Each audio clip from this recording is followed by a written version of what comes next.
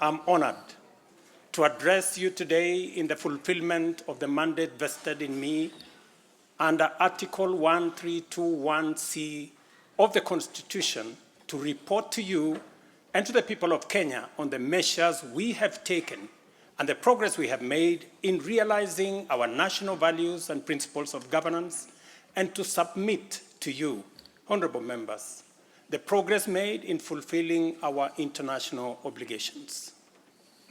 Since my last address, Kenya has undergone rapid change, occasioned by the collective awakening of the people in the understanding that the state of nation depends on the work we do individually and collectively.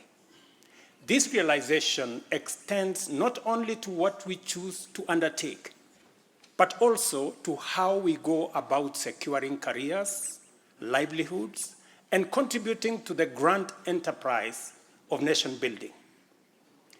There has never been doubt, and now there is none whatsoever, that Kenya is a land of bold ambition, with our citizens always desiring and insisting on the best possible standards, not only for themselves, but also for their families and for our nation.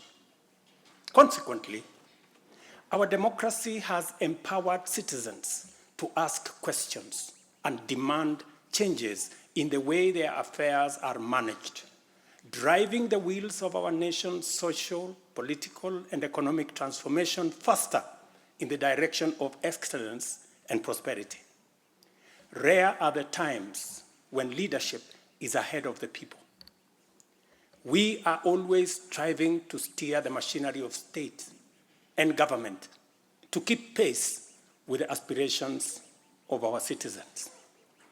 We have learned through the hard as well as the more customary ways that listening is a full-time occupation of leadership, and that all questions asked by the people must be answered thoroughly and in full.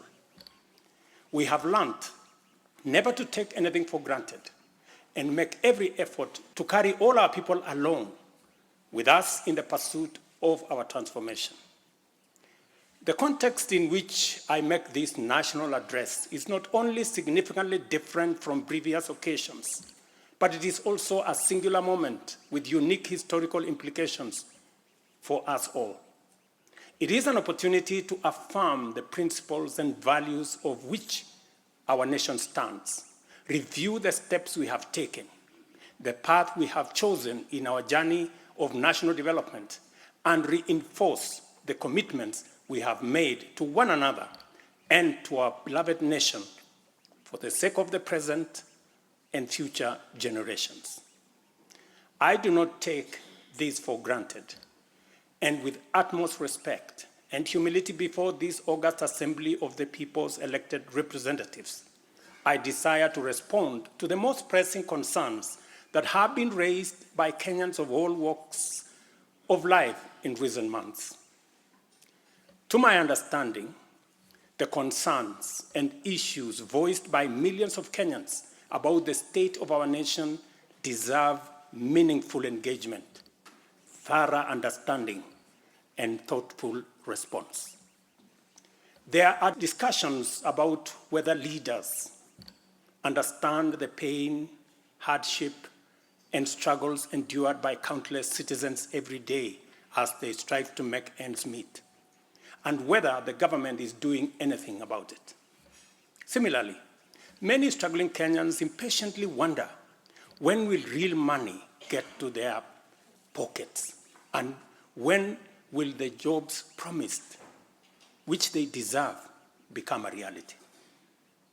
Additionally, there has been conversations about our education system, particularly the transition to the competence-based curriculum, and whether policies in this sector are working for or against Kenyans.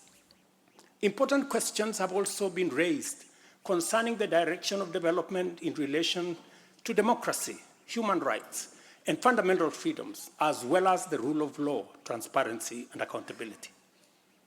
Another more direct question that emerges every now and then is whether public policy in this administration is in furtherance of service delivery to citizens or just in aid of political strategy.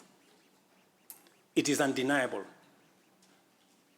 that for many Kenyans, times are hard and the struggle to meet their daily basic needs remains daunting. It is also true that these conditions have persisted for a number of years now, leading to much frustration and anxiety. Although we have gone a long way to mitigate some of these difficulties, much remains to be done, though we have laid a firm foundation for decisive intervention. I believe that it is critical for us to bear in mind that this administration was inaugurated at an extremely difficult time, characterized by domestic challenges, compounded by regional and global security, geopolitical, financial, as well as climate dynamics. As a result, in 2022, the country's total debt burden was not only immense, but it was also stacked up in the most burdensome manner, leaving very little room for investments in public service or development of critical infrastructure.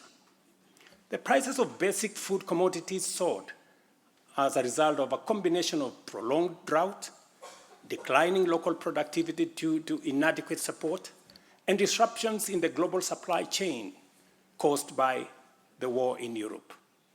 Kenya faced a crossroads of extremely difficult choices, where defaulting on our obligations would have significantly worsened an already perilous situation, and more borrowing was not an option. It was therefore essential for us to drastically reduce expenditure, mobilize as much as possible resources domestically, and curtail waste.